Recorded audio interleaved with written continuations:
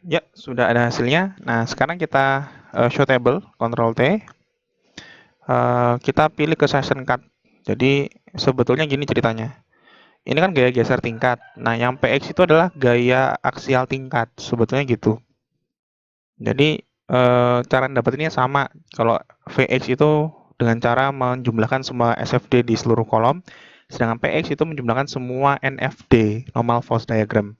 Dan itu sudah otomatis include karena tadi kita sudah definisikan session cut ketika pengecekan redundansi tadi. Ada untungnya juga tadi kita ngecek redundansi ya. Kita pakai session cut force. Uh, untung sudah kita definisikan. Sekarang kita pilih, berarti kita butuh date, load patternnya sudah semua, tapi kok yang PX nggak muncul. Oh, ada nih PX. Ini kita cuma butuh PX-nya sebetulnya. Nah, langsung PX saja ya, biar tidak kebanyakan data. Oke, inilah PX. Kita ekspor saja dulu. Nah, kalau gaya geser tingkat itu kan diambil F1 atau F2, tergantung gaya geser tingkatnya ke arah X atau ke arah Y. Karena ini F1 itu arah X, F2 arah Y, maka PX atau gaya vertikal itu di F3.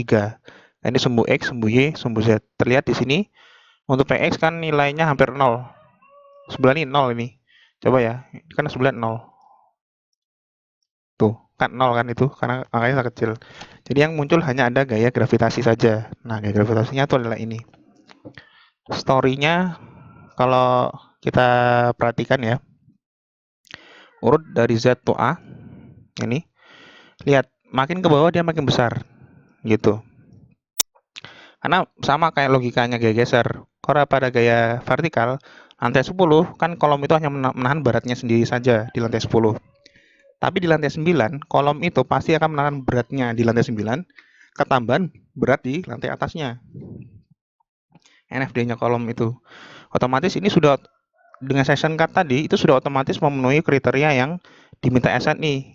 Beban di sana vertikal total pada dan di atas tingkatnya gitu. Jadi ini sudah kumulatif. Ini sudah kumulatif nih. Sampai ke bawah kan makin besar, makin besar, makin besar. Sehingga yang ini tuh adalah berat seluruhnya dari lantai 10 sampai lantai 1 pada story 1 gitu. Nah, itulah eh, keunggulan session cut gitu ya. Jadi sekali kerja bisa digunakan untuk dua kepentingan, kepentingan P delta dan kepentingan redundansi tadi.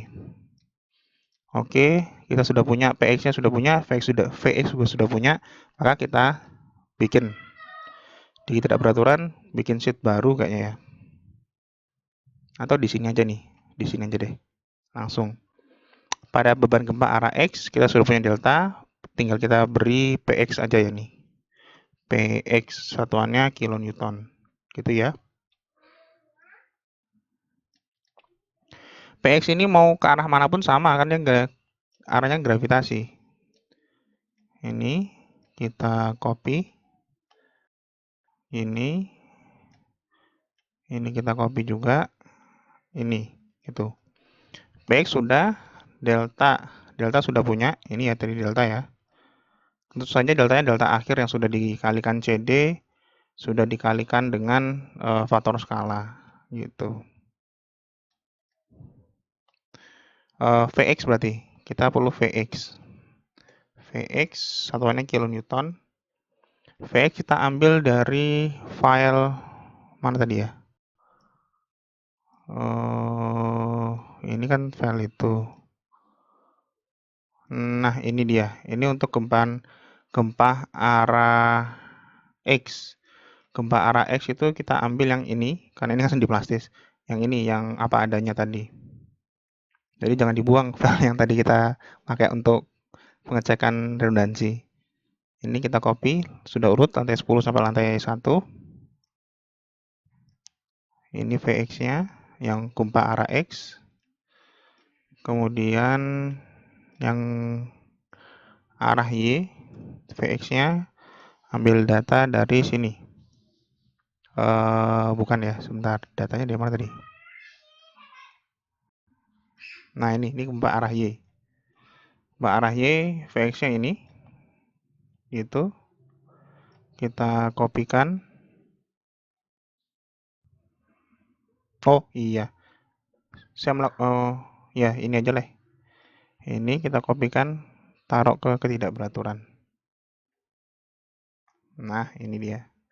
Oke, kita sudah punya PX, sudah punya VX, punya delta. Kita punya HSX juga sudah punya. Berarti sudah bisa hitung theta nggak? Kita lihat. Faktor I, CD. CD sudah tahu. CD mana? Ya, CD per I ya. Berarti IE, kemudian CD. Kebetulan I-nya 1 karena bangunan kantor. CD kita 5,5 karena SRPMK. Apalagi yang dibutuhkan? Sudah cukup ya. Maka kita hitung theta sekarang. Kita menghitung theta. Nah ini dia. Theta sama dengan P dikali delta, deltanya yang ini, itu, dikali I, ya kan? Dikali I dibagi dalam kurung VX dikali HSX dikali CD.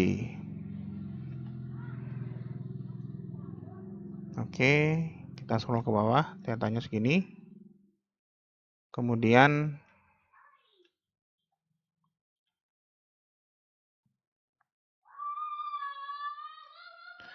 kita hitung theta maksimum. Jadi theta maksimumnya berapa sih? Theta max. Nah, theta max saat batasnya adalah 0,5 dibagi beta dibagi CD gitu ya. Beta adalah rasio kebutuhan geser terhadap kapasitas geser tingkat dan tertingkat. Sebetulnya beta ini kalau mau konsisten nilainya 0,75 karena beta ini kan rasio antara gaya geser yang terjadi dengan kekuatan geser. Nah, dengan logika kuat geser kita kan gaya geser dibagi nilai pi 0,75. Sebenarnya beta itu 0,75 gitu loh. Tapi diizinkan diambil sebesar 1,0 gitu. Coba kita hitung. Theta max sama dengan berapa tadi? 0,5 dibagi beta 1 kali CD sama dengan 0,5 dibagi dalam kurung 1,0 dikali CD-nya ini.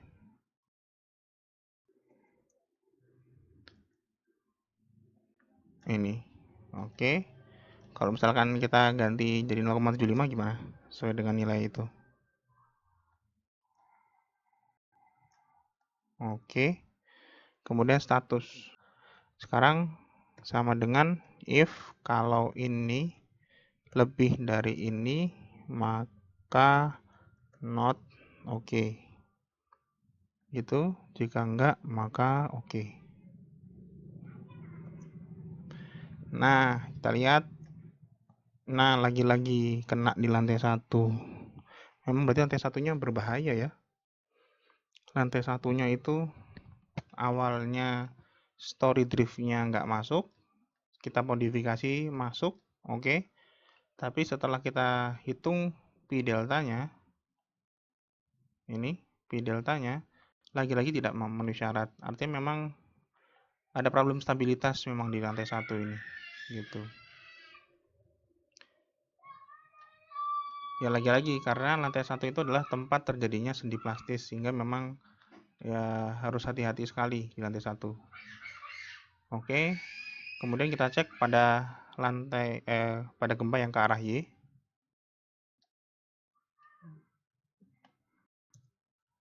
Sama gitu ya. Karena ini kan sudah sama persis, cuma saya copy paste aja. VX-nya sudah tadi kan sama lagi-lagi lantai 1 dan cukup jauh lah gitu, 0,12 dengan 0,15 gitu. Nah, berarti lagi-lagi saya harus bongkar model pada lantai 1 dibikin lebih kaku lagi agar dia memenuhi persyaratan pi delta.